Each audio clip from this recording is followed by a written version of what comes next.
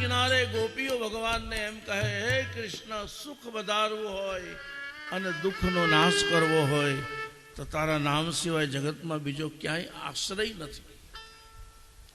આ જગતમાં ભગવાનનું નામ જ સુખ વધારે છે અને ભગવાનનું નામ જ દુઃખનો નાશ કરે છે. સુરત વર્ધનમ શોકનાશનમ.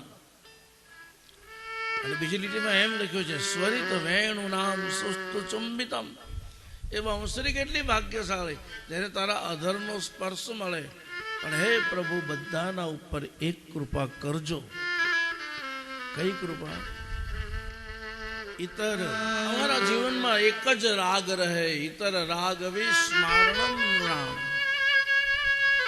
જીવનમાં રાગ એક જ રહેવો જોઈએ.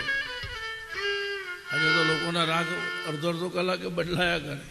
સવારે જુદો રાગ હોય, બપોરે જુદો રાગ હોય, સાંજે જુદો રાગ હોય. માણસનું કંઈ નક્કી નથી.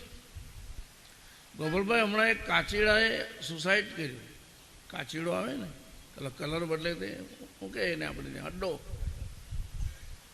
એણે સુસાઇડ કર્યું. એમાં સુસાઇડ નોન લખી એણે. એમાં શું લખ્યું એને ખબર? મરતા પહેલાં કે માણસને મારા કરતાં પણ વધારે રંગ બદલતા જોઈ અને હું આપઘાત કરું છું. માણસો મારા કરતાં પણ આગળ નીકળી ગયા. ખરેખર અમારે ડોંગરે મહારાજ કહેતા કે ભગવાનની સામે જાય ત્યારે ભગવાનને એમ કે, માણસ હું તારો છું.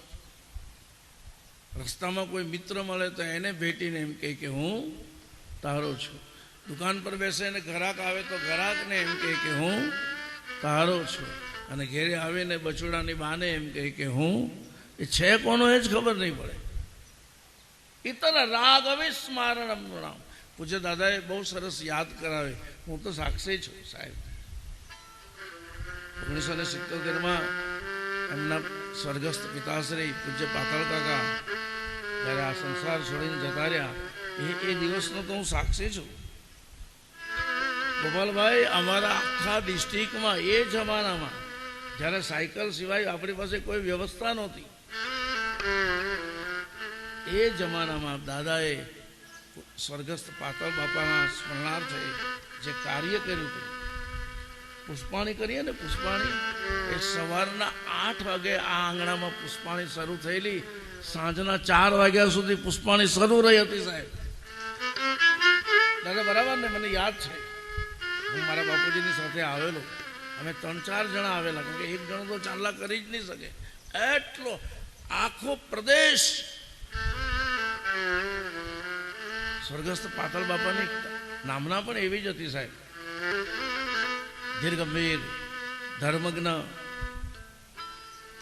અને એ વખતે દાદાએ જે લાડુની જે વાત કરી ને, એ વખતે કેપેસિટી નહીં સાહેબ, સગવડતા નહીં. પણ એ વખતે પણ જે લોકોને હરિહર કરાવેલું સાહેબ, એ 1977થી એ હરિહર આજ દિન સુધી શરૂ જ છે. એમાં જરાય રૂકાવટ નથી આવી. પિતૃઓને મોક્ષ આપનારી આ ભાગવત કથા. પહેલા હું એમ કહેતો હતો કે પિતૃઓને મોક્ષ મળે છે આ કથા કરવાથી, પણ હવે 854 કથા પછી અનુભવથી બોલું છું કે પિતૃઓને મોક્ષ મળે આ કથાથી, એ વાત સાથે હું સંમત નથી. જેના પિતૃઓ મોક્ષમાં ગયા હોય એને આંગણે જ ભાગવત થાય સાહેબ. अब तो ये निर्णय पे आया हूं